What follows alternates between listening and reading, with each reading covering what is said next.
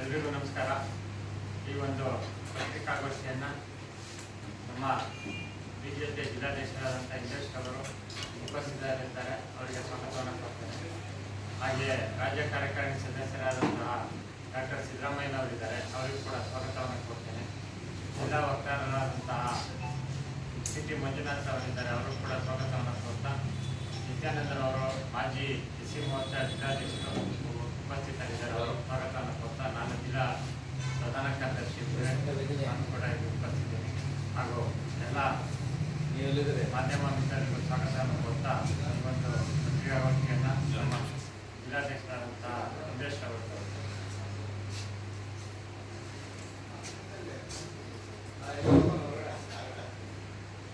ಎಲ್ಲ ಆತ್ಮೀಯ ಪತ್ರಕರ್ತ ಮಿತ್ರರಿಗೆ ಬೆಳಿಗ್ಗೆಯ ಶುಭಕಾಮನೆಗಳು. ಇವತ್ತಿನ ಪತ್ರಿಕಾಗೋಷ್ಠಿಯ ವಿಷಯ ಬಂದು ನಮ್ಮ ಕೇಂದ್ರ ಸರ್ಕಾರ ಜಾರಿಗೆ ತಂದಿರುವಂಥ GSTಯ ನೀತಿಯ ಬಗ್ಗೆ ನಾವಿವತ್ತು ನಿಮ್ಮ ಮುಂದೆ ಮಾತಾಡಬೇಕು ಅಂತ ಕೊಡ್ತಿದ್ದೀವಿ. ನಮ್ಮ ಹಿರಿಯ ಮುಖಂಡರು ಮತ್ತು ನಮ್ಮ ರಾಜ್ಯ ಕಾರ್ಯಕಾರಿಣಿಯ ಸದಸ್ಯರು ಮತ್ತು ನಮ್ಮೆಲ್ಲರ ಮಾರ್ಗದರ್ಶಕರಾದ ಸಿದ್ದರಾಮಯ್ಯವರು ಟ್ಯಾಕ್ಸ್ ಡಿಪಾರ್ಟ್ಮೆಂಟಲ್ಲಿ ಕಮಿಷನರ್ ಆಗಿದ್ದರು. ಹಾಗಾಗಿ ಅವ್ರಿಗೆ ಅದ್ರ ಬಗ್ಗೆ ವಿಶೇಷವಾದ ಮತ್ತು ಅಗಾಧವಾದ ಜ್ಞಾನ ಇರೋದ್ರಿಂದ ಈ ಪತ್ರಿಕಾಗೋಷ್ಠಿಯನ್ನು ಏನು ಈ GST 56ನೇ ಕೌನ್ಸಿಲ್ ಸಭೆಯಲ್ಲಿ ಏನೇನು ಮೊನ್ನೆ ಶಿಫಾರಸ್ಸಾಗಿದ್ದಾವೆ ಅಷ್ಟು ಒಟ್ಟು ಸಾರಾಂಶವನ್ನು ನಮ್ಮ ಮುಖಂಡರಾದ ಸಿದ್ದರಾಮಯ್ಯವರು ಮಾತಾಡ್ತಾರೆ. ಎಲ್ಲ ಪತ್ರಿಕಾ ಮಿತ್ರರಿಗೆ ನನ್ನ ನಮಸ್ಕಾರಗಳು. ನಮಗೆಲ್ಲ ಗೊತ್ತಿದೆ ಆರ್ಥಿಕ ವ್ಯವಸ್ಥೆ ನಮ್ಗೆ ಎಷ್ಟು ಮುಖ್ಯ ಜನಜೀವನದಲ್ಲಿ ಅನ್ನೋದು ನಿಮಗೆಲ್ಲ ಗೊತ್ತಿದೆ. ಈಗ ನಾವು ಒಂದು ಕುಟುಂಬ ಅಂತ ತೆಗೆದುಕೊಂಡ್ರೆ ಅಲ್ಲಿ ಫೈನಾನ್ಸ್ ಮಿನಿಸ್ಟರ್ ಯಾರು ಅಂತ ಹೇಳ್ತೀವಿ, ನಮ್ಮ ಮನೆಯನ್ನು ನಡೆಸುವಂತ ನಮ್ಮ ಸಾಧಾರಣ ಫೈನಾನ್ಸ್ ಮಿನಿಸ್ಟರ್. ಹಾಗೇನೆ ಒಂದು ರಾಜ್ಯಕ್ಕೆ ಆ ರಾಜ್ಯದ ಮುಖ್ಯಮಂತ್ರಿಗಳಿಗೆ ಸಲಹೆ ಸಹಕಾರವನ್ನು ಕೊಡುವಂತ ಒಬ್ಬ ಫೈನಾನ್ಸ್ ಮಿನಿಸ್ಟರ್ ಒಬ್ರು ಬೇಕಾಗ್ತದೆ. ಅದೇ ರೀತಿ ರಾಷ್ಟ್ರಕ್ಕೂ ಕೂಡ ಫೈನಾನ್ಸ್ ಮಿನಿಸ್ಟರ್ ಬೇಕಾಗ್ತದೆ. ಈ ಅರ್ಥವ್ಯವಸ್ಥೆ ಆಗಿದೆ ಅಂದ್ರೆ ಒಂದೊಂದು ಇಲಾಖೆಗೆ ಒಂದೊಂದು ರೀತಿ ಇಂಟರ್ಲಿಂಕ್ ಆಗಿರ್ತದೆ. ಕಲೆಕ್ಷನ್ ಏನ್ ನಾವು ಮಾಡ್ತೀವಿ ಅದನ್ನ ಎಲ್ಲ ಇಲಾಖೆಗೂ ಡಿಸ್ಪರ್ಸ್ ಮಾಡುವಂತ ಮಹತ್ತರ ಜವಾಬ್ದಾರಿ ಹೊಂದಿರುವಂತ ಇಲಾಖೆ ಇದು. ಯಾಕೆಂದ್ರೆ ಮನುಷ್ಯನ ಚಲನೆಯನ್ನು ನಡೆಸಬೇಕಾದ್ರೆ ನಮಗೆ ಹಣಕಾಸಿನ ಅವಶ್ಯಕತೆ ಮುಖ್ಯ. ಹಾಗಾಗಿ ಈ ಒಂದು ಇವತ್ತಿನ ಪರಿಸ್ಥಿತಿಲಿ ನಮಗೆಲ್ಲ ಗೊತ್ತಿದೆ, ಹಿಂದೆ KST ಇತ್ತು, KST ಹೋದ ತಕ್ಷಣ ವ್ಯಾಟ್ ಬಂತು, ವ್ಯಾಟ್ ಆದಮೇಲೆ ಸತತ 8 ವರ್ಷಗಳ ಕಾಲ ಇದನ್ನ GSTನ ಅಧ್ಯಯನ ಮಾಡಿತು. ಇಂದಿನ ಕೇಂದ್ರ ಸರ್ಕಾರ ಇದ್ದಂಥ ಕಾಂಗ್ರೆಸ್ ಸರ್ಕಾರ ಇದನ್ನು ಅಧ್ಯಯನ ಮಾಡಿತು.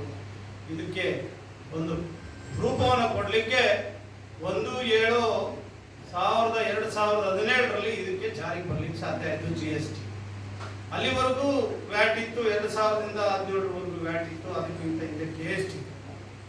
ಹಾಗಾಗಿ ಈ ವ್ಯಾಟು KSTಗಳಿದ್ದಾಗ ಏನಾಗ್ತಾ ಇತ್ತು ಅಂದ್ರೆ ಆಯಾ ರಾಜ್ಯಗಳೇ ಮಾಡ್ಕೊತಾ ಇತ್ತು ರೇಟ್ ಆಫ್ ಟ್ಯಾಕ್ಸ್ಗಳನ್ನ. ಆಯಾ ರಾಜ್ಯಗಳು ಅವರವರ ಇಷ್ಟ ಬಂದಷ್ಟು ಅವರ ಅನುಕೂಲಕ್ಕೆ ತಕ್ಕಂತೆ ಮಾಡ್ತಾ ಇತ್ತು.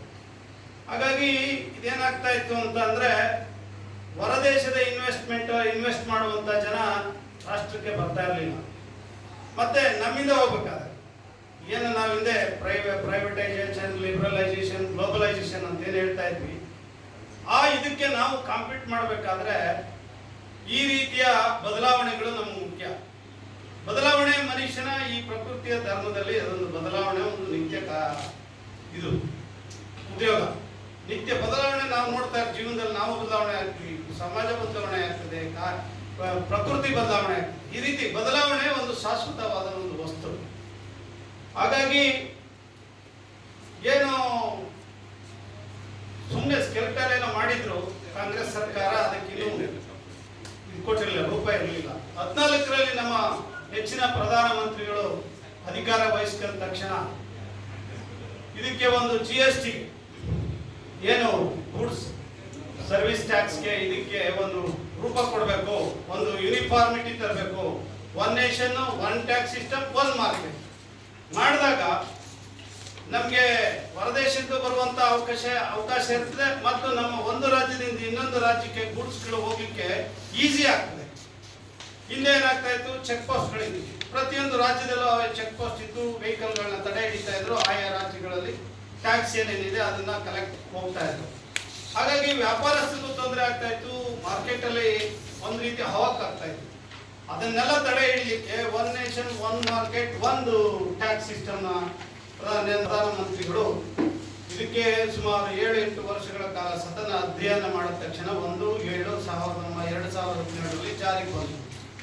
ಇದನ್ನ ಜಾರಿಗೆ ಬರುವಂತ ಸಂದರ್ಭದಲ್ಲಿ ಕೂಡ ಯಾವ ರೀತಿ ಮಾಡಬೇಕು ಅಂದಾಗ ಕೇಂದ್ರ ಸರ್ಕಾರ ಇದು ಎಲ್ಲಾ ರಾಜ್ಯಗಳಿಗೂ ಅನ್ವಯಿಸುವಂತ ಟ್ಯಾಕ್ಸ್ ಸಿಸ್ಟಮ್ ನಾವೇ ತಂದು ನಾವೇ ಏನು ಈ ಫೆಡರಲ್ ಸಿಸ್ಟಮ್ ಅಂತ ಹೇಳಿ ನಾವೇ ಮಾಡ್ಕೋಬೇಕು ಅಂತಿದ್ರು, ಅದೆಲ್ಲ ಹೋಗಿ ಯಾವುದು ಸರಳೀಕೃತ ಮಾರ್ಕೆಟ್ ಆಗಬೇಕು ಅಂತ ಹೇಳಿ ಮಾಡಿದ್ರು. ಉದ್ದೇಶ GST. ಮತ್ತೆ ಈ GST ನಲ್ಲಿ ಈಗೇನೋ ಲಾಸ್ ಆಗ್ಬಿಡ್ತದೆ ಅಂತ ಏನು ಹಿಂದೆ ಹೇಳ್ತಾ ಇದ್ರು, ರಾಜ್ಯಗಳಿಗೆ ನಮ್ಗೆ ಇದು ಕೊಡಲ್ಲ. ರಾಜ್ಯಗಳಿಗೆ ಎಲ್ರಿಗೂ ಆ ಟೈಮ್ನಲ್ಲಿ ಆ ಟ್ರಾನ್ಸಿಷನ್ ಪೀರಿಯಡ್ ನಲ್ಲಿ 5 ವರ್ಷಗಳಲ್ಲಿ ಸ್ಟೇಜ್ ಬೈ ಸ್ಟೇಜ್ ಕೇಂದ್ರ ಸರ್ಕಾರ ಆ ಲಾಸ್ ಅನ್ನ ಕಟ್ಕೊಟ್ಟಿದೆ, ಆ ಲಾಸ್ ಅನ್ನ ಬರ್ಸ್ಕೊಟ್ಟಿದೆ. ನಂತರ ಇವರೇ ಇಂಡಿಪೆಂಡೆಂಟ್ ಆಗ್ಬೇಕು. ಅದರ ಜೊತೆಗೆ GST ನಲ್ಲಿ ನಾವು GST ನಲ್ಲಿ ಏನಿಟ್ಟಿದ್ವಿ, ಪೆಟ್ರೋಲಿಯಂ ಪ್ರಾಡಕ್ಟ್ಸ್ ಮತ್ತು ಲಿಕ್ಕರ್ನ ಅದು ಹಾಗೆ KST ನಲ್ಲೇ ಬರ್ತಾ ಇದೆ. ಇವತ್ತು ಕೂಡ ಅದು KST ನಲ್ಲೇ ಇದೆ. ಅದನ್ನ ನಾವು ಏನು ಪೆಟ್ರೋಲಿಯಂ ಪ್ರಾಡಕ್ಟ್ಸ್ ಇವತ್ತು ರಾಜ್ಯದಲ್ಲಿ 3% ಕಾಂಗ್ರೆಸ್ ₹3 ಕಾಂಗ್ರೆಸ್ ಸರ್ಕಾರ ಪರ್ ಲೀಟರ್ಗೆ ಏರಿಸ್ತಾ ಬಂತು. ಅದು ಅವರ ಪ್ರಿರಾಗೇಟಿವ್ ಡೈರೆಕ್ಷನ್ ಇತ್ತು. ಯಾಕೆಂದ್ರೆ KST ಇದೆ ಇನ್ನು ಪೆಟ್ರೋಲಿಯಂ ಪ್ರಾಡಕ್ಟ್ಸ್. ಹಾಗಾಗಿ ಅದನ್ನ ಕೇಂದ್ರ ಅದನ್ನು ತೆಗೆದುಕೊಂಡಿಲ್ಲ. ಹಾಗಾಗಿ ಎಲ್ಲ ಬೆಲೆಗಳಲ್ಲೂ ಭಾರಿ ಕಾಂಪ್ಲಿಕೇಟೆಡ್ ಇತ್ತು. ಬಿಗಿನಿಂಗ್ ಅಲ್ಲಿ ಏನು ಅವ್ರು ಮಾಡಿದ್ರೋ ಅದದ್ದು ಇದಿತ್ತು, ಅದನ್ನೆಲ್ಲ ಸ್ಟಡಿ ಮಾಡಿ ಬದಲಾವಣೆ ನೆಕ್ಸ್ಟ್ ಜನರೇಷನ್ GST ಅಂತ ಮಾಡಲಿಕ್ಕೆ ಇನ್ನೊಂದು ಎರಡನೇ ವರ್ಗದ ಜನಾಂಗಕ್ಕೂ ಎಲ್ಲ ತಲುಪುವಂತ ವ್ಯವಸ್ಥೆ ಆಗಬೇಕು. ಮತ್ತೆ ಯುವ ಜನತೆಗೆ ಒಂದು ಸರಳೀಕೃತವಾದಂತಹ GST ಬಂದ್ರೆ ಅನುಕೂಲ ಆಗ್ತದೆ ಅನ್ನೋ ಒಂದೇ ಉದ್ದೇಶದಿಂದ ಇವತ್ತು ಏನು ಹಿಂದೆ ಇದ್ದ ಕಾಂಪ್ಲಿಕೇಟೆಡ್ ಸ್ಟ್ರಕ್ಚರ್ ಅನ್ನ ಇವತ್ತು ಸರಳೀಕೃತ ಮಾಡಿದ್ದಾರೆ. ಬರೀ 4 ಸ್ತರ ಇದ್ದಂತ ಟ್ಯಾಕ್ಸ್ 28, 18, 12, 5% ಇದ್ದಂತ ಟ್ಯಾಕ್ಸ್ ಅನ್ನ ಇವತ್ತು ನಮ್ಮ ಇದೊಂದು ಕ್ರಾಂತಿಕಾರಿ ಬದಲಾವಣೆ. ಯಾಕೆಂದ್ರೆ ಆರ್ಥಿಕ ಸ್ಥಿತಿಗತಿಗಳನ್ನ ನೋಡಿ ಟ್ಯಾಕ್ಸ್ ಸಿಸ್ಟಮ್ ನ ಕಡಿಮೆ ಮಾಡಬೇಕಾಗ್ತದೆ. ಪ್ರಧಾನಿ ನರೇಂದ್ರ ಮೋದಿ ಅವರು ಧೈರ್ಯ ಮಾಡಿ 28ರಲ್ಲಿ ಇದ್ದಂತ ಟ್ಯಾಕ್ಸ್ ಅನ್ನೆಲ್ಲ 18% ತಂದು 18ರಲ್ಲಿ ಇದ್ದಂತನ್ನ ಇವತ್ತು 5% ಇಳಿಸ್ಬೇಕಂದ್ರೆ ಸುಮಾರು 13% ರೆಡ್ಯೂಸ್ ಆಗ್ತದೆ ಒಂದು ಟ್ಯಾಕ್ಸ್ ಸಿಸ್ಟಮ್ ನಿಂದ ಇನ್ನೊಂದು ಟ್ಯಾಕ್ಸ್ ಸಿಸ್ಟಮ್ಗೆ. ಹಾಗಾಗಿ ಇವತ್ತು ಅತ್ಯಂತ ಮಹತ್ತರ ಜವಾಬ್ದಾರಿನ ನಮ್ಮ ಕೇಂದ್ರ ಸರ್ಕಾರ ಪ್ರಧಾನಿ ನರೇಂದ್ರ ಮೋದಿ ಅವರು ಒಂದು ಕ್ರಾಂತಿಕಾರಿ ಬದಲಾವಣೆಯನ್ನ GST ನಲ್ಲಿ ಇವತ್ತು ತಂದಿದ್ದಾರೆ. ಇದು ರಾಜ್ಯಕ್ಕೆ ಸಮಾಜಕ್ಕೆ ಅತ್ಯಂತ ಉಪಯುಕ್ತವಾಗಿದೆ. ಈಗ 15,000 ಕೋಟಿ ಏನು ರಾಜ್ಯ ಸರ್ಕಾರ ನನ್ಗೆ 15,000 ಕೋಟಿ ಲಾಸ್ ಆಗ್ಬಿಟ್ಟಿದೆ, 12,000 ಕೋಟಿ ಲಾಸ್ ಆಗೋ ಪ್ರಶ್ನೆನೂ ಇಲ್ಲ. ಟೈಮ್ ಬೀಯಿಂಗ್ ಅವ್ರಿಗೊಂದು 500,000 ಕೋಟಿ ಲಾಸ್ ಆಗ್ಬೋದು, ಬಟ್ ಮುಂದಿನ ಇದರಲ್ಲಿ ಅದು ಪ್ರಾಫಿಟ್ ಆಗ್ತದೆ. ಈಗ ನಾವು ಮನುಷ್ಯನ ಸೈಕಲಾಜಿಕಲ್ ಆಗಿರ್ತದೆ ಅಂದ್ರೆ ಮಾರ್ಕೆಟ್ ನಲ್ಲಿ ನೋಡ್ತೀವಿ, ನಾವು ಯಾವುದು ಚೀಪ್ ಆಗಿರ್ತದೆ ಅದನ್ನ ತಗೊಳ್ಳೋಣಪ್ಪ. ನಾವು ಯಾವಾಗ ಕಡಿಮೆ ಆಯ್ತು ಜನ ಅಗ್ಗಕ್ಕೆ ಸಿಗ್ತದೆ ಅಂತೇಳಿ ಅದನ್ನ ಜಾಸ್ತಿ ಪರ್ಚೇಸ್ ಮಾಡಕ್ ಹೋಗ್ತಾರೆ. ಪರ್ಚೇಸ್ ಮಾಡಿದ್ರೆ ಅದು ಜಾಸ್ತಿ ಫೋಲ್ಡ್ ಬರ್ತಾರೆ, ನೆಟ್ ಫೋಲ್ಡ್ ಬರ್ತಾರೆ. ನೆಟ್ ಫೋಲ್ಡ್ ಆವಾಗ ರೇಟ್ ಜಾಸ್ತಿ ಇದ್ದಾಗ ಕಡಿಮೆ ನೆಟ್ ಫೋಲ್ಡ್ ಅಲ್ಲಿ ಇದ್ರು, ಈಗ ಜಾಸ್ತಿ ನೆಟ್ ಫೋಲ್ಡ್ ಬರೋದ್ರಿಂದ ಆ ಒಂದು ಕಾಂಪನ್ಸೇಟ್ ಆಗ್ತದೆ. ಆ ಸ್ಟ್ರಕ್ಚರ್ ಅಲ್ಲಿ ಏನು ಆ ಟ್ಯಾಕ್ಸ್ ಸಿಸ್ಟಮ್ ಸ್ಟ್ರಕ್ಚರ್ ನಲ್ಲಿ ಮೊದಲಿದ್ದು ಇಷ್ಟಿದ್ದು ಈಗ ಇಷ್ಟ ಆಗ್ತಾ ಇರೋದ್ರಿಂದ ನೆಟ್ ಬರ್ತಾ ಇರೋದ್ರಿಂದ ಅವರೆಲ್ಲ ಟ್ಯಾಕ್ಸ್ ಕಟ್ಟೋದ್ರಿಂದ ನಮ್ಗೆ 5 ಜನ ಇವತ್ತು 18ರಲ್ಲಿ ಇದ್ದಂತ ಜನ 12ರಲ್ಲಿ ಇದ್ದಂತ 12% ಇದ್ದಂತ ಜನ ಇವತ್ತು 5% ಬಂದಿದ್ದಾರೆ. ಅಂದ್ರೆ 99% ಆ ಗೂಡ್ಸ್ ಗಳೆಲ್ಲ ಈ 5% ಬಂದಿದೆ. ಅವಾಗ ಈ 5% ಬಂದ ತಕ್ಷಣ ಆ 90% ಜನ ಅಷ್ಟನ್ನು ಕೂಡ ಪರ್ಚೇಸ್ ಮಾಡ್ಲಿಕ್ಕೆ ಹೋಗ್ತಾರೆ. ಈಗ ಟ್ಯಾಕ್ಸ್ ಕಮ್ಮಿ ಆಯ್ತು, ನಮ್ಗೆ 12 ಇತ್ತು, 18 ಇತ್ತು, 12% ಇತ್ತು, ಈಗ 5% ಬಂದು 7% ಕಮ್ಮಿ ಆಯ್ತು ಅಂತ ಪರ್ಚೇಸ್ ಜಾಸ್ತಿ ಆಗ್ತದೆ. ಅದೇ ರೀತಿ 13% ಇದ್ದಂತಹ ಗೂಡ್ಸ್ 90% ಜನ ಇವತ್ತು ಇದು ನೆಟ್ಟಿಗೆ ಬರ್ತಾ ಇದೆ. ಇಷ್ಟೊಂದು ಅಮೋಘವಾದಂತ ನಿರ್ಧಾರವನ್ನು ತೆಗೆದುಕೊಂಡು ಈ ಸಿಸ್ಟಮ್ನ ಮಾಡಿ ಏಕ ರಾಷ್ಟ್ರ ಏಕ ತೆರಿಗೆ ಏಕ ವ್ಯಾಪಾರ ವೃದ್ಧಿ ಮಾಡಲಿಕ್ಕೋಸ್ಕರ ಈ ಒಂದು ಅತ್ಯಂತ ಕ್ರಾಂತಿಕಾರಿ ಬದಲಾವಣೆಯನ್ನು ಮಾಡಿದೆ. ಇದರಲ್ಲಿ ಮತ್ತೆ ಎಲ್ಲ ದೇಶವಾಸಿಗಳಿಗೂ ನೋಡಿ, ಹಿಂದೆ ಆರೋಗ್ಯಕ್ಕೂ ಕೂಡ ನಾವು ಟ್ಯಾಕ್ಸ್ ಇತ್ತು, ಲೈಫ್ ಇದಕ್ಕೆ ಟ್ಯಾಕ್ಸ್ ಇತ್ತು, ಜೀವ ವಿಮೆಗೆ ಟ್ಯಾಕ್ಸ್ ಇತ್ತು, ಆರೋಗ್ಯ ವಿಮೆಗೆ ಟ್ಯಾಕ್ಸ್ ಇತ್ತು. ಇವತ್ತು ಅದನ್ನೆಲ್ಲ ತೆಗೆದಾಕ್ಬಿಟ್ಟಿದ್ದಾರೆ, ಶೂನ್ಯ ಇದಕ್ಕೆ ತಂದಿದ್ದೀವಿ ಅದನ್ನು. ಯಾಕೆಂದ್ರೆ ಅದು ಬಡ ಜನರಿಂದ ಶ್ರೀಮಂತರವರೆಗೂ ಅದನ್ನು ಉಪಯೋಗಿಸ್ತೀವಿ. ಅದನ್ನ ಕೂಡ ಅವರು ಸೆನ್ಸೇಷನ್ ಅಲ್ಲಿ ಯೋಚನೆ ಮಾಡಿದ್ದಾರೆ. ಇದು ಸಾಮಾನ್ಯ ವ್ಯಕ್ತಿಯಿಂದ ಮಾನವ ಜನಾಂಗಕ್ಕೆ ಬೇಕಾದಂತ ಎಲ್ಲ ಇದರಲ್ಲೂ ಕೂಡ ಶ್ರೀಮಂತರಿಗೂ ಕೂಡ ನಮ್ಗೆ ಬೇಕೇ ಬೇಕು. ಈಗ ಸಪೋಸ್ ನಾವು ಯಾವುದೋ ಒಂದು ಶುಗರ್ ಟ್ಯಾಬ್ಲೆಟ್ಸ್ ಬಡವನಂತೂ ತಿನ್ಬೇಕು, ಶ್ರೀಮಂತನೂ ತಿನ್ಬೇಕು. ಇಂಥ ಒಂದು ಆರೋಗ್ಯ ಇದರಲ್ಲಿ ಸುರಕ್ಷತಾ ಕಾರ್ಯಕ್ರಮದಲ್ಲಿ ಇದಕ್ಕೆ ಮೂಲ ಒಂದು ಇದು ನಮ್ಮ ಪ್ರಾಮುಖ್ಯತೆಯನ್ನ ಕೊಟ್ಟಿದ್ದಾರೆ ಪ್ರಧಾನಿ ನರೇಂದ್ರ ಮೋದಿಗಳು. ಅದೇ ರೀತಿ ವ್ಯವಸಾಯದಲ್ಲಿ ರೈತರಿಗೆ ಹಿಂದೆ 12-18% ಇದ್ದಂತ ಎಕ್ವಿಪ್ಮೆಂಟ್ಸ್ಗಳೆಲ್ಲ ಇವತ್ತು 5%, 18% ಇದ್ದಂಥದ್ದು 5% ಇರ್ತದೆ. ಇವತ್ತು ರೈತರ ವ್ಯವಸಾಯೋತ್ಪನ್ನ ಮಾರುಕಟ್ಟೆನ ಆ ಎಕ್ವಿಪ್ಮೆಂಟ್ಸ್ಗಳಿಗೆ, ರೈತರು ಉಪಯೋಗಿಸುವಂತ ವಸ್ತುಗಳಿಗೆ, ಪರಕರಿಗಳಿಗೆ ಇವತ್ತು ಅದನ್ನು ರೈತರ ಒಂದು ಜನಜೀವನವನ್ನು ಉತ್ಕೃಷ್ಟ ಮಾಡಲಿಕ್ಕೆ, ಅನುಕೂಲ ಮಾಡಿಕೊಳ್ಳಿಕ್ಕೆ ಇವತ್ತು ಪ್ರಧಾನಿ ನರೇಂದ್ರ ಮೋದಿ ಅವರು ಅದನ್ನ ರೈತರ ಅಭಿವೃದ್ಧಿ ಮಾಡಬೇಕು ಅನ್ನೋ ಉದ್ದೇಶ. ನಿಮ್ಗೆ ಗೊತ್ತಿದೆ, ರೈತ ಇವತ್ತು ಈ ದೇಶ ಮಳೆಯ ಜೊತೆ ಜೂಜಾಡುವಂತ ಒಂದು ಇದು ನಾಣ್ಣುಡಿ ಇದೆ.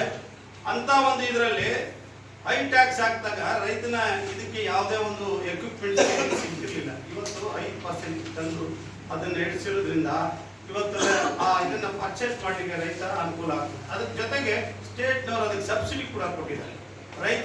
ರೈತ ವರ್ಗ ಇನ್ನೂ ಅನುಕೂಲ ಪಡೀಲಿಕ್ಕೆ ಕೇಂದ್ರ ಸರ್ಕಾರ ಇದೊಂದು ಮಹತ್ತರ ಬೆಳವಣಿಗೆಯನ್ನು ತಂದಿರೋದು ನಿಜವಾಗ್ಲೂ ಅತ್ಯಂತ ಹರ್ಷದಾಯಕ, ಸಮಾಜಕ್ಕೆ ಒಂದು ಕೊಟ್ಟಿರುವಂತ ಮಹತ್ತರ ಕೊಡುಗೆ ಅಂತ ನಾನು ಹೇಳಿಕ್ಕೆ ಇಷ್ಟಪಡ್ತೇನೆ. ಮತ್ತೆ ರಾಜ್ಯಕ್ಕೆ ಇದರಿಂದ ನಷ್ಟ ಏನೂ ಇಲ್ಲ, ಆಗುವುದೂ ಇಲ್ಲ. ಅವ್ರು ಇನ್ನೂ ಸರಿಯಾಗಿ ವರ್ಕೌಟ್ ಮಾಡಿ ಅಂತ ನಾನು ಹೇಳಿಕ್ಕೆ ಇಷ್ಟಪಡ್ತೇನೆ. ಮತ್ತೆ ಯುವ ಜನರಿಗೆ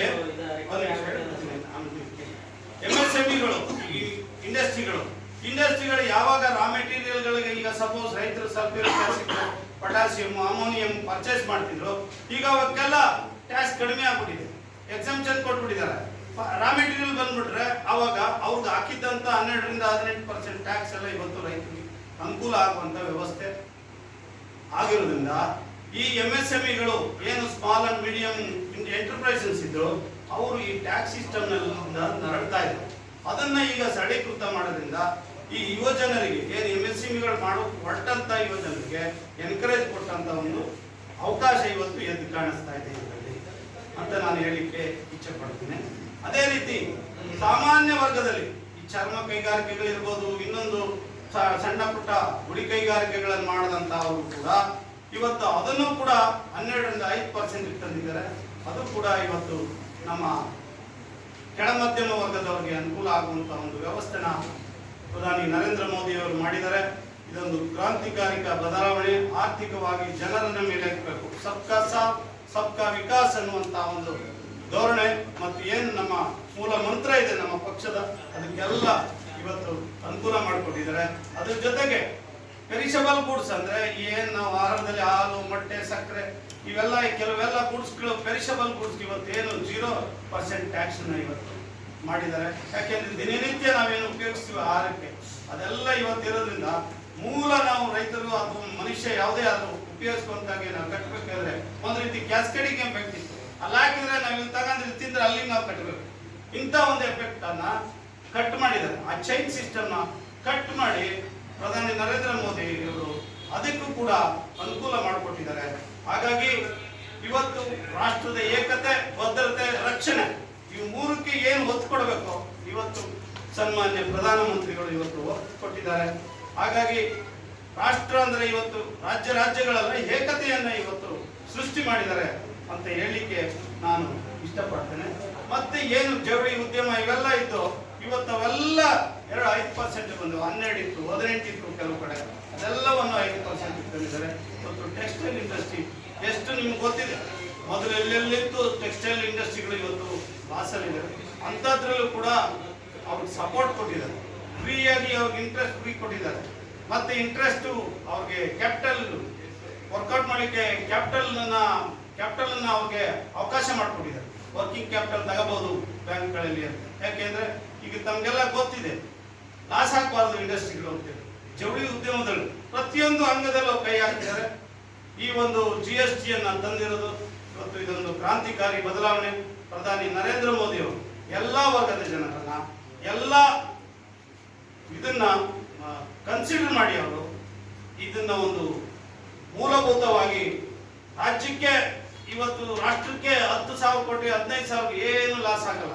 ಲಾಸ್ ಆದ್ರೆ ಅವರು 3,000 ಕೋಟಿ ಅಂತ SBI ರಿಸರ್ಚ್ ಅನಾಲಿಸಿಸ್ ವಿಂಗ್ನವರೇ ಹೇಳ್ತಾ ಇದ್ದಾರೆ. ಏನು ಲಾಸ್ ಆಗಲ್ಲ, 3,000 ರಿಂದ 4,000 ಕೋಟಿ ಅಷ್ಟೇ ಲಾಸ್ ಆಗ್ಬೋದು ಅಷ್ಟೇ ಸೆಂಟ್ರಲ್ ನಲ್ಲಿ. ಹಾಗಾಗಿ ಅದನ್ನ ಮುಂದಿನ ದಿನಗಳಲ್ಲಿ ಅದೇನು ಸೆಂಟ್ರಲ್ಗೆ ಲಕ್ಷಾಂತರ 3 ಲಕ್ಷ ಕೋಟಿ ನಾವು ಬಡ್ಜೆಟ್ ನಮ್ಮ ಕೋಟ್ಯಾಂತರ ಲಕ್ಷ ಕೋಟಿ ಬಡ್ಜೆಟ್ ಮಂಡಿಸುವಂತ ಇದರಲ್ಲಿ 1,000 ಕೋಟಿ ಅದೇನು ಅಷ್ಟು ಪ್ರಾಮುಖ್ಯತೆಯನ್ನ ಪಡೆದಿಲ್ಲ ಅಂತ ನಾನು ಹೇಳಲಿಕ್ಕೆ ಇಚ್ಛೆ ಪಡ್ತೇನೆ. ಹಾಗಾಗಿ ಇಂಥ ಹಲವಾರು ಕಾರ್ಯಕ್ರಮಗಳಲ್ಲಿ ಸುಮಾರು 2,888 ಕಾರ್ಯಕ್ರಮಗಳನ್ನು ಕೊಟ್ಟಂತ ಪ್ರಧಾನಿ ನರೇಂದ್ರ ಮೋದಿಯವರು ಈ ಒಂದು ತೆಗೆದುಕೊಂಡಿರುವಂತಹ ನಿರ್ಧಾರ ಅತ್ಯಂತ ಶ್ಲಾಘನೀಯ, ಸಮಾಜಮುಖಿ ಅಂತ ನಾನು ಹೇಳಲಿಕ್ಕೆ ಇಚ್ಛೆ ಪಡ್ತೇನೆ.